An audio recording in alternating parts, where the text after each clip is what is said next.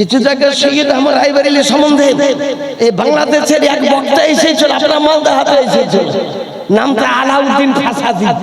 আলাউদ্দিন ফাসাদি নাম দিয়েছে আলাউদ্দিন জিহাদি। কটা যে জিহাদ করলো, যার উর্দু পড়ার ক্ষমতাটা নাই, উর্দুটা এমনি সামান্য উর্দু পড়ার ক্ষমতা নাই। আলাউদ্দিন জিহাদি মাসলাকে আলা হযরতের কয়েকটা মশলা খারাপ কথা বলেছে। অনেক ব্যক্তি মৌলবি মৌলানা মাসলাকে আলা হযরত জিন্দাবাদ নারে তুকাল্লাহ নারে সুরিয়াত মেলা একজন প্রতিবাদ করার ক্ষমতা রাখেনি। আমাকে ওই জলসায় ডাকেন যে ওই মন্দিরে বলে তো প্রতিবাদ করে দিবে। সে কি বলল? আলা হযরত ইমাম আহমদ রাজা খান বেরলভী রাদিয়াল্লাহু তাআলা সব মশলাকে আলা হযরত মানতে হবে। কি কি মশলা বর্ণনা করলো? গরুর নাড়ি ভুড়ি খাওয়া চলবে, একদম সম্পূর্ণ আপনাকে ভিডিও করে আপনাকে দেখাতে পারি। গরুর নাড়ি, গরুর ছাগলের 22টা জিনিস খাওয়া চলবে না। ইমাম আহমদ রাজা খান বেরলভী রাদিয়াল্লাহু তাআলা ফতোয়া রাজাবিয়া 8ম খণ্ডে তিনি বর্ণনা করেছেন। বলে নাভির নিচে, আব্দুল্লাহ ইবনে আব্বাস বলতেন নাভির নিচে, আব্বাস রাদিয়াল্লাহু তাআলা বলতেন নাভির নিচে, 80 জন সাহাবায়ে কেরাম বলতেন নাভির নিচে। আর ওদের ওটা কোন কিতাব আছে? একটা কিতাবের নাম সহিহ ইবনে খুজাইমা। সহিহ ইবনে খুজাইমা কিতাবে তাও হাদিস শরীফটা সবল হাদিস শরীফ নয়, যেমন দুর্বল হাদিস কি ওরা ব্যাখ্যা বেশি দেয়। লেখা আছে আমরা কিয়াম যখন করে ইয়া নবী সালাম আলাইকা যখন বলি, বলে হাদিস শরীফের মধ্যে লেখা আছে জি আগে সালাম তারপর কালাম, আসসালাম কাবলাল কালাম, আসসালাম কাবলাল কালাম। অর্থাৎ কথার আগে ইয়া নবী কথা হয়ে গেল, সালাম আলাইকা পরে হয়ে গেল। আপনাকে আগে সালাম দিতে হবে, তারপর কথা বলতে হবে। এই হাদিস শরীফ একটা দেয় মিশকাত শরীফ থেকে। কিন্তু হাদিস শরীফের মান কি? হাদা হাদিসুল মুনকার, হাদিসটা মুনকার হাদিস, একে মানা চলবে না। এই হাদিস শরীফটাকে মানা চলবে না, মুনকার হাদিস লেখা আছে। ওটা তো আর হাদিসের মান তো বুঝে না। ইয়ার রাবি গায়র সিকা, একটা নির্ভরযোগ্য রাবি নাই। তাই ইয়া নবী সাল্লাল্লাহু আলাইহি বলা যায় যে আপনি বলেন কোন কিতাব আছে? ফতোয়া ফায়দুর রাসূলের 1ম খণ্ডে লেখা ইয়া নবী সাল্লাল্লাহু আলাইহি, ফাকিহে মিল্লাত কিতাবে 2য় খণ্ডে লেখা ইয়া নবী সাল্লাল্লাহু আলাইহি রাসূল সাল্লাল্লাহু আলাইহি। ইফকারের রাজা কিতাবে 630 পৃষ্ঠাতে লেখা আছে, 606 পৃষ্ঠাতে লেখা আছে ইয়া নবী সাল্লাল্লাহু আলাইহি ইয়া রাসূল সাল্লাল্লাহু আলাইহি ইয়া হাবিব সাল্লাল্লাহু আলাইহি সাল্লাতুল্লাহ আলাইহি। ইমাম আজম আবু হানিফা রাদিয়াল্লাহু তাআলা কাসিদে নুমান কিতাবের মধ্যে বলেছেন ইয়া নবী আল্লাহ সালাম আলাইকা ইন্নামাল ফাউজ ওয়াল ফালাহ লাদাইকা। তারপরে দেওবন্দ তোমাদের কিতাবে লেখা আছে, আশরাফুল থানভী আন-নাসর কিতাবের মধ্যে লেখা আছে ইয়া নবী আল ওয়ারা ইয়া শাফি আল ওয়ারা। এও বলেছে বুঝলেন। দেওবন্দীদের কিতাব হাফতে মাসলাতে দাঁড়িয়ে কিয়াম করাকে জায়েজ লেখা আছে। হাজী ইমদাদুল্লাহ মুহাজির মক্কি বলেছেন সব থেকে আমাকে বেশি খুশি লাগে রবিউল আউয়াল মাসের 12 তারিখে নবীর জন্য দাঁড়িয়ে আমি কিয়াম করি, সব থেকে বেশি এটাই খুশি। আর সেই দিন আমি লোকজনকে খাওয়াই রবিউল আউয়াল মাসের 12 তারিখে। তোমাদেরই কিতাব হাফতে মাসলার মধ্যে লেখা আছে বিরাদারিন ইসলাম সামনে কেরাম। দেওবন্দীদের গুরু রশিদ আহমদ গঙ্গাহি বলেছে আচ্ছা হুজুর কিয়াম করা চলবে কি চলবে না নবীর জন্য? নাবিতে নাবি একটা সম্মানিত ব্যক্তি, একটা পরহেজগার ব্যক্তি দিনদার কে লিয়ে খড়ে হওয়া যায়, একটা দিনদার ব্যক্তির জন্য দাঁড়িয়ে কিয়াম করা যায়। বুঝা গেল নিজের কিতাব নিজেই তারা পড়ে না, শুধু আমাকে দোষারোপ করে বিরাদারিন ইসলাম। তাই রাসূলুল্লাহ সরওয়ারে দু আলম সাল্লাল্লাহু আলাইহি ওয়াসাল্লাম মালিক মুখতার নবীর একটা বেটি ছিল, নাম তার ফাতেমা জাহরা রাদিয়াল্লাহু তাআলা। ফাতেমা জিন্দেগিতে কোনোদিন নাপাক হননি। কোন কিতাব? মুস্তাদরাক আল হাকিম কিতাবের মধ্যে লেখা আছে ফাতেমা নাপাক হননি, এবং এটা ফতোয়া শামিতে লেখা আছে 22 কেজি ওজন, ওটাতেও লেখা আছে ফাতেমা দিন নাপাক হননি। ফাতেমা মানে কি? জাহান্নাম থেকে ছোড়ানেওয়ালা, জাহান্নাম থেকে ছুটিয়ে যিনি নিয়ে আসতে পারে, ওই শব্দটা ফাতেমা শব্দের অর্থ হয়েছে তাই। তাহলে এটা ফাতেমা তো হেয়া হুররাত মিন হাওরায়ে আদমিয়িন, এই মানুষের হুর। ফাতেমা হচ্ছে মানুষের হুর। জান্নাতে হুরের দাম বেশি না, এই মানুষের হুরের দাম বেশি, মানুষের হুরের দাম বেশি। জান্নাতে হুরি অপেক্ষা মানুষের হুরের দাম বেশি। তাই মানুষের হুরি ছিলেন ফাতেমা। স্বামীতে লিখেছে লাম তাহিদ ওয়ালা তাতমুত, ফাতেমাকে জিন্দেগিতে কোনোদিন মিন্স হয়নি, কোনোদিন নাপাকি হননি, কোনোদিন সন্তান হওয়ার পর নাপাক হননি ফাতেমা জাহরা রাদিয়াল্লাহু তাআলা। মসজিদে বেটা ছেলে মেয়ে ছেলে একসঙ্গে শুয়ে থাকা হারাম আছে। এক বিছানায় মসজিদে বেটা ছেলে মেয়ে ছেলে শুয়ে থাকা হারাম।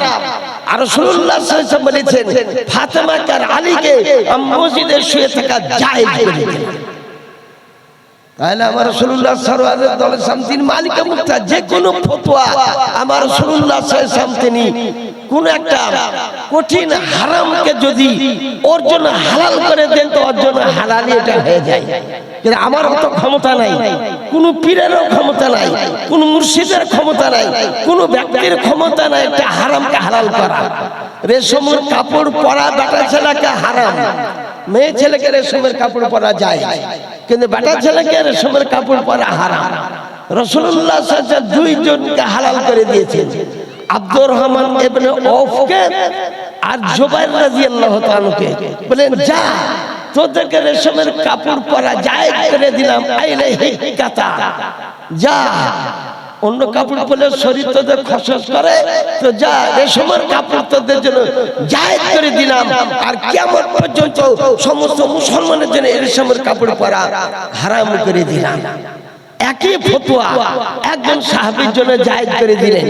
কই ইমাম বুখারী তো কোনো উত্তর দিলেন না। আর বলি ইমাম বুখারী, আমি হানাফি মাযহাবের ব্যক্তি, ইমাম বুখারী কোন মাযহাবের ব্যক্তি ছিলেন? বলো গায়ের মুকাল্লিদের দল, ওয়াহাবিয়াতের দল, নাজদি ভূতবন্দির দল, ইমাম বুখারী কোন মাযহাবের ছিলেন? দলিল দ্বারা প্রমাণ করতে পারি ইমাম বুখারী তাযকিরাতুল মুহাদ্দিসিন কিতাবের মধ্যে লিখতেছে আইমিন আসহাবি শাফিয়্যা, ইমাম বুখারী শাফি মাযহাবের ব্যক্তি ছিলেন। ইমাম বুখারী তিনি শাফি মাযহাবের হাদিসগুলো বুখারীতে বেশি আনা হয়েছে। আচ্ছা, কবরে আল্লাহর ওলির কবরে যাওয়া চলবে কি চলবে না বুখারীতে আছে কি না আছে? আর বুখারী শরীফের মুকদ্দমাতে লেখা আছে, বেরেলিতে বুখারীর মুকদ্দমাটাও পড়া হয়, বেরেলি মুকদ্দমাতে লেখা আছে হযরত ইমাম বুখারী রাদিয়াল্লাহু তাআলা বিশাল বড় মুহাদ্দিস, তিনি একবার ওনাকে দাওয়াত দেওয়া হলো সমরকান্দে, একটা ইরাকের একটা রাজ্যের নাম সমরকান্দ, ইরাক দেশের একটা জেলাতে ওনাকে দাওয়াত দেওয়া হলো। আপনারা যেমন হয়তো বলেছেন যে গঙ্গা প্রসাদে আপনি আসবেন, তো আমি চলে এসেছি আপনার কথা মোতাবেক। ইমাম বুখারী যাওয়ার জন্য ইমাম বুখারী বিহার করেছেন, করেননি, আজ পর্যন্ত তাহকিক করে ভেবে বাইর করতে পারে ইমাম বুখারী রাহমাতুল্লাহ আলাইহি। তিনি আপন মায়ের সঙ্গে হজ করতে গিয়েছিলেন, 20 বছর বয়সে হজ করতে গিয়েছিলেন ইমাম বুখারী রাহমাতুল্লাহ আলাইহি, যার আসল নাম মুহাম্মদ ইবনে ইসমাঈল। হজ করতে যাওয়ার পর মাকে বলেন হজ সমাপ্ত হলো, তোমরা বাড়ি চলে যাও, আমি আর যাব না। তাই ইমাম বুখারী তিনি আসেননি। 16 বছর ধরে তিনি ওই বুখারী শরীফকে রাসূলুল্লাহ রওজা শরীফে শুনিয়েছিলেন, কোন হাদিসটা ঠিক কোন হাদিসটা ভুল। তাই ইমাম বুখারীর আর আশা হলো না। তাই ইমাম বুখারী রাহমাতুল্লাহ আলাইহি একবার ইচ্ছা করলেন, ওনাকে ইরাক দেশের সমরকান্দের লোক দাওয়াত দিয়েছিল, জালসা দাওয়াত দিয়েছিল। সে জালসাতে লোক কত হয়েছিল? কিতাবে লিখতেছে 20 লক্ষ লোক হয়েছে। 20 লাখ লোক, আজ থেকে 1200 বছর পূর্বেকার কথা বলতেছি। ইরাকের কোন এমন লোক ছিল না যে ওই মজলিসে, উনি বলেছেন ইরাক দেশের রাবি যারা, ইরাক দেশের বর্ণনাকারী, ইরাককে উরুসুল বালাদ বলা হয়, ইলমের দুলহান। ইরাক দেশের যারা হাদিস বর্ণনাকারী তাদের হাদিস শরীফ বেশি শোনাবো, এই কারণে এত লোক জমা হয়ে গিয়েছে। ইমাম বুখারী রাহমাতুল্লাহ আলাইহি আপন বাড়ি থেকে মাথায় পাগড়ি বেঁধে জুব্বা গায়ে দিয়ে একটা উটের উপর সওয়ার হলেন, আপন একটা মাত্র গোলামকে সঙ্গে করে উট টানতে টানতে খেজরান কবরস্থানের কাছে আসলেন। এটা ইমাম আজম আবু হানিফার কবর শরীফ এখানে আছে। ইমাম আজম আবু হানিফার কবর শরীফ খেজরানে আছে। সেই জায়গার সম্মুখে যখন আসলেন তখন ওই সমরকান থেকে একজন ব্যক্তি আসতেছে ওই ইমাম আজমের কবরস্থানের সম্মুখে। আসসালামু আলাইকুম হুজুর। ওয়ালাইকুম সালাম। হুজুর আপনি কোথায় যাবেন? বলে ইরাক দেশে সমরকান্দ জেলাতে জালসা করতে যাব, হাদিস শরীফ শুনতে যাব। বলে হুজুর আমি ওখান থেকে আসলাম, আপাতত 20 লক্ষ লোক জমা হয়ে গিয়েছে আপনার হাদিস শরীফ শোনার জন্য, কিন্তু আপনাকে একটা প্রশ্ন করবে, ওই প্রশ্নটা আপনাকে কোরআন শরীফ হাদিস শরীফ থেকে উত্তর দিতে হবে। ছাগলের দুগ্ধ বেটা ছেলে মেয়ে ছেলে পান করলে আপসে দুনিয়ার বিয়ে করা চলে কি চলে না? একটা ছাগলের দুধ কিংবা গায়ের দুধ পান করে একটা বেটা ছেলে একটা মেয়ে ছেলে একই গায়ের কিংবা একই ছাগলের দুজনের আপসে বিয়ে করা চলে কি চলে না? ফাহাক্কিম বিল কোরআন ওয়াল হাদিস। এটা কোরআন শরীফ হাদিস শরীফ থেকে এর উত্তরটা আপনাকে দিতে হবে। ইমাম বুখারী তিনি 6 লক্ষ হাদিস হাফেজ, হাদিসের দিকে লক্ষ্য করলেন, কোন হাদিস শরীফে এই মশলাটা পেলেন না। কোরআন শরীফে 6666 আয়াত আছে, সমস্ত কোরআন শরীফ তিনি লক্ষ্য করেন কোন জায়গাতে প্রকাশ্যে এই মশলাটা পেলেন না। তাই চিন্তা করলেন সুবহানাল্লাহ, এত বড় মুহাদ্দিস যে কোরআনের হাফেজ, হাদিস হাফেজ, 6 লক্ষ হাদিস শরীফের হাফেজ, আমি এই একটা ছোট্ট মশলা বাহির করতে পারলাম না, তাহলে আল্লাহ ইমাম আজমকে কত বিদ্যা দেওয়া দিয়েছেন। ইমাম আজম আবু হানিফা রাদিয়াল্লাহু আনহুকে কত বিদ্যা দিয়েছেন। ইমাম আজমের মশলাটাও পর আমি বর্ণনা করে দিচ্ছি। তাই তিনি বলে দিয়েছিলেন যে একটা মায়ের একটা বেটা ছেলে মেয়ে ছেলে দুধ পান করলে আপসে বিয়ে করা হারাম হয়, ওটা দুধ মাতা হয়ে যায়। দুধ বোনকে দুধ ভাই আপসে বিয়ে করা হারাম। তাই বলেছিলেন যে বিবাহ করা চলবে না, বিবাহ করা হারাম। তাই বললেন যে এই মশলাটাই হুজুর 20 লক্ষ লোকের, ওরা হানাফি মাযহাবের ব্যক্তি, ইরাক হচ্ছে হানাফি মাযহাবের দেশ, পাকিস্তান হানাফি মাযহাবের দেশ, ইন্ডিয়া হচ্ছে হানাফি মাযহাবের দেশ, পৃথিবীতে সবথেকে বেশি মাযহাবপন্থী ব্যক্তি আছে ইমাম আজম আবু হানিফার মুতাল্লিক। ওরা ওটাই জিজ্ঞাসা করবেন। তাই চিন্তা করে দেখলেন আমি আর ওখানে যাব না, মুহাদ্দিস ব্যক্তিকে অপমান করতে পারি। তাই শরীর অসুস্থ হয়ে গেল, আর আপন গোলামকে বলে উটটা বসিয়ে দাও। উটকে বসিয়ে দিলেন, আর বানুর উপর মরুভূমির উপর ইমাম বুখারী, যার টাইটেল ইমামুদ দুনিয়া, যাকে বলে খাতিমুল হুফাজ, জমিনে বসিয়ে গেলেন। ওনার গোলাম বলতে যে হুজুর উটের হাওদা, উটের গদিটা আমি পেড়ে দিই। বলে উটের গদি পড়ার সময় নাই, আমাকে তাড়াতাড়ি বাড়ি নিয়ে চলো। বাড়ি যাওয়ার পর হয় 20 দিন কিংবা 3 মাস মতো থাকার পর ইমাম বুখারী রাহমাতুল্লাহ আলাইহি বলেছিলেন ইমাম আজমের কবরের সম্মুখে খারতান কবরস্থান, ওই কবরস্থান কাহরি দখল করা কবরস্থান নয়, কাহরি জবরদস্তি কোন কাহরি কাছ থেকে দখল করে ওটা কবরস্থান করা হয়েছে ওটা নয়। যেমন ইমাম আজম তিনি বলে গিয়েছিলেন ওই কবরস্থান আমাকে দফন করিও। সেই কবরস্থানে ওনাকে দফন করা হলো। ওনার জানা যায় সেই যুগে লোক হয়েছিল 20 লক্ষ লোক হয়েছে। কারণ সমরকান্দের লোক যখন শুনতে পেলেন দলের দল এসেছিলেন, তিনারা ইমাম আজম আবু হানিফা ইমাম বুখারী রাহমাতুল্লাহ আলাইহি জানাজা নামাজ পড়ার জন্য তিনি ওইখানে এসেছিলেন। এবার বুখারীতে কি লিখতেছে, আমরা ইরাক দেশের লোক যখন কোনো মুসিবতে পড়ে যেতাম, কোন বালাতে দুর্ভিক্ষে আমরা পড়তাম, ইমাম বুখারীর কবরের কাছে যেতাম, আর ইমাম বুখারীর কবরকে ওসিলা করে, ইমাম বুখারীর ওসিলা করে আল্লাহর দরবারে ফরিয়াদ করেছি। যতবার ইমাম বুখারীর কবরের কাছে গিয়েছি ততবারই আল্লাহ আমাদের দোয়াকে কবুল করেছেন। আর এরা বলছে পীরের দরবারে যাওয়া চলবে না, পীরে যাওয়া চলবে না। পান্ডুয়া শরীফ যা চলবে না, দেখেন বুখারীর মুকদ্দমাতে লেখা আছে, যার লেখক মুহাম্মদ আব্দুল হক রাহমাতুল্লাহ আলাইহি, আর মিশকাত শরীফের মুকদ্দমার লেখক শাহ ওলিউল্লাহ মুহাম্মদ দেহলভী রাহমাতুল্লাহ আলাইহি।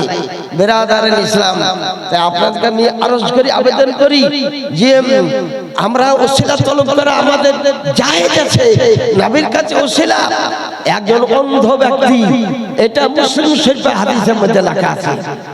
একজন অন্ধ ব্যক্তি খুব কষ্ট করে দিন পাত করতেছিল। একদিন ওকে রাসূলের কাছে নিয়ে এসেছিল।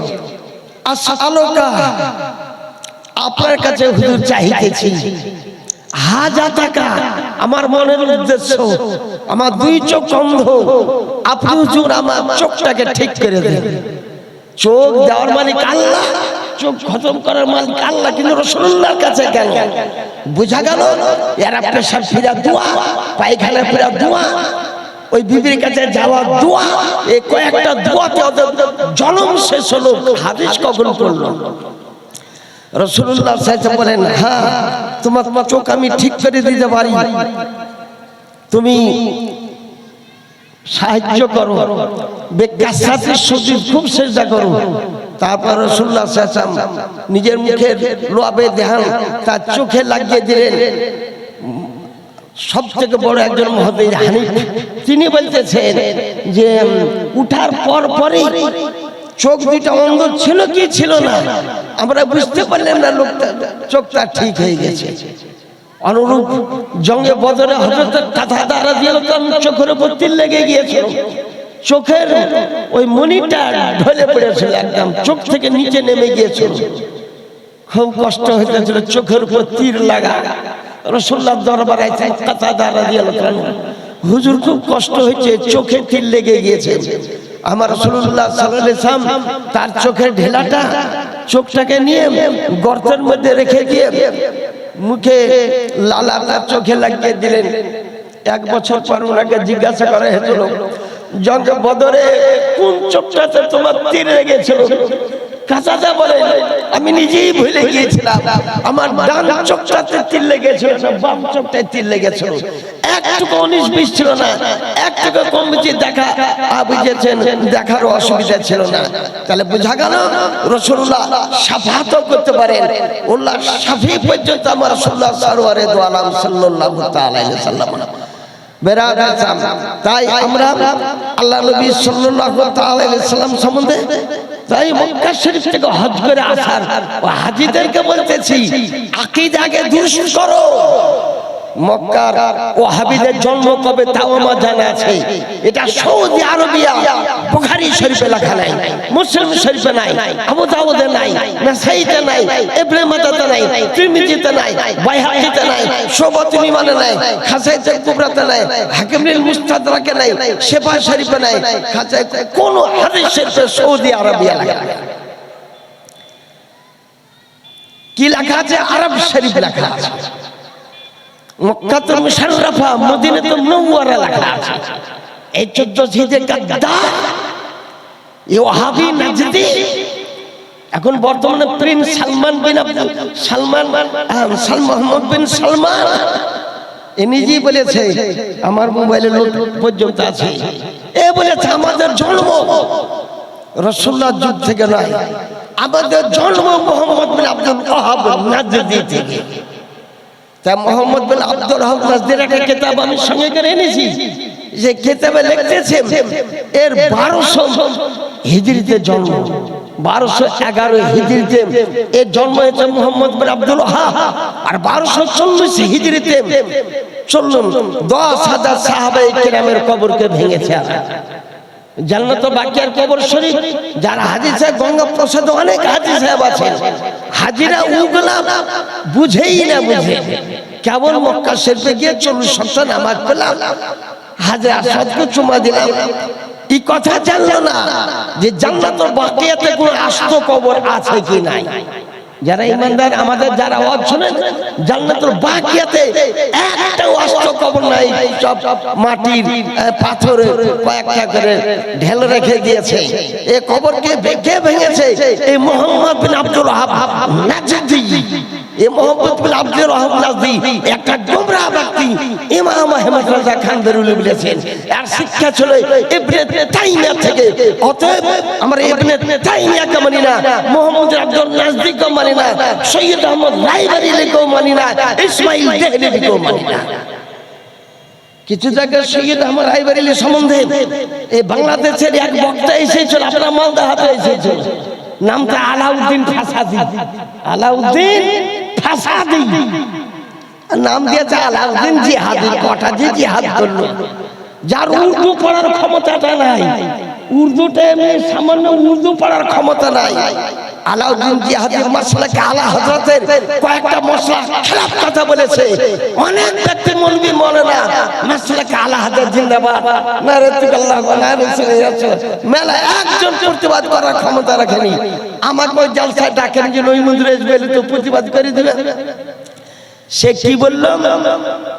আলা হযরত ইমাম আহমদ রাজা খান বেরলভী রাদিয়াল্লাহু তাআলা সব মশলাকে আলা হযরত মানতে হবে। কি কি মশলা বর্ণনা করলো? গরুর নাড়ি ভুড়ি খাওয়া চলবে, একদম সম্পূর্ণ আপনাকে ভিডিও করে আপনাকে দেখাতে পারি। গরুর নাড়ি, গরু ছাগলের 22টা জিনিস খাওয়া চলবে না। ইমাম আহমদ রাজা খান বেরলভী রাদিয়াল্লাহু তাআলা ফতোয়া রাজাবিয়া 8ম খণ্ডে তিনি বর্ণনা করেছেন। 22টা জিনিস, গরু কোনটা হারাম, কোনটা মাকরুহ তাহরিমি, কোনটা মাকরুহ তানজিহি, কোনটা আওলার খেলাফ, এই সমস্ত কথা আমার আলা হযরত 1400 হিজরি মুজাদ্দিদ আজম ইমাম আহমদ রাজা খান বেরলভী। আরে আহলে সুন্নাত কাকে বলে? মাসলাক আলা হযরত মানার নামই হচ্ছে আহলে সুন্নাত। মাসলাক আলা হযরত কোন নতুন ফিরকা নয়। হাদিস শরীফ কোরআন শরীফের সহিহ মাসলাক যিনি দিয়েছেন তিনি 1400 হিজরি মুজাদ্দিদ আজম আলা হযরত আজিমুল মারতাবা ইমাম আহমদ রাজা খান বেরলভী রাদিয়াল্লাহু তাআলা। আমি বেশন করবো না, বক্তা চলে এসে বক্তব্য শুনুন, আমি দিব না। তাই ওই হাজিদেরকে বলি মক্কায় ও হাফিজের পিছনে নামাজ পড়ে। আমি হাজি মানুষ, মদিনাতে গেল কোন কিতাবে লেখা আছে মক্কাতে জামাতি নামাজ পড়ো, মদিনাতে জামাতি নামাজ পড়ো। ওয়াহাবি ইমামরা নামাজ পড়া হারাম, হাফিজ নামাজ পড়া জায়েজ নাই। গায়ের মুকাল্লিদের পিছে চলবে না, কাদিয়ানীদের পিছেও চলবে না। এটা আসল আকীদা। গঙ্গা প্রসাদে হাজী সাহেবকে আরজ করি, যারা যারা ফতোয়া জানানো বলে মক্কাতে নামাজ পড়ে এসেছে, ওই আব্দুর রহমান বিন সুদাইস 10টা ইমাম আছে মক্কা শরীফে, 10টা ইমাম, একটাও কি সুন্নি আছে? আদর্শ একটাও সুন্নি নাই। ওই মদিনা শরীফে এই আবার মদিনা শরীফের ইমামতি করে, মানে টাকার লোভ, ওকে একটা ব্যাংক দিয়ে দেয়া হয়েছে, তাও আর প্যাড মারবার, প্যাড জন্মে ভরবে না। বেরাদার ইসলাম, আপনাকে আরজকে আবেদন, আমরা আহলে সুন্নাতের জামাতের ব্যক্তি, আমরা রাসূলুল্লাহর কাছে ওসিলা তলব করি, নবীর কাছে চাহি। ডাক্তার জাকির নায়েক কি বলেছে?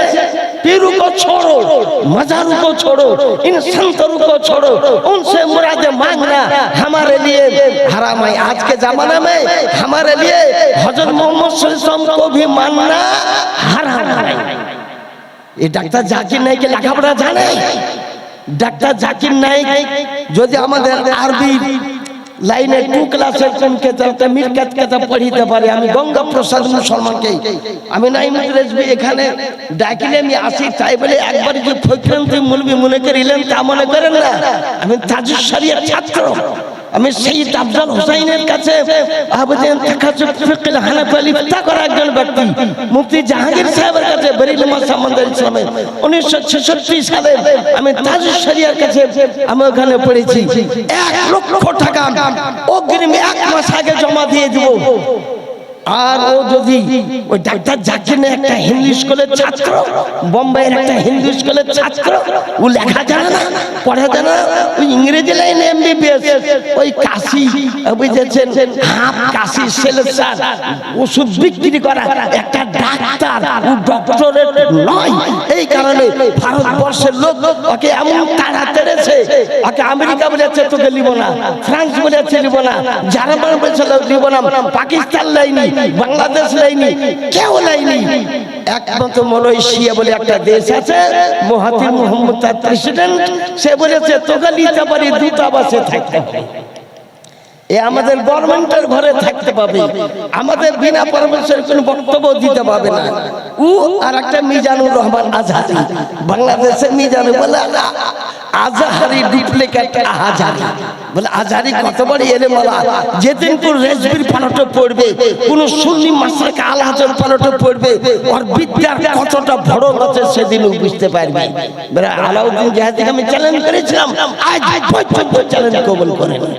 আর কি বলেছে আরেকটা, আমাদের ভালো করে বঙ্গপ্রসাদের লোক শুনেন, ফতোয়া রাজাবিয়ার ৪র্থ খণ্ডে ইমাম আহমদ রাজা খান বেরুল বলেন, জামালুন নূর ফি নাহিন নিসায়ে আন জিয়ারাতিল কবুর,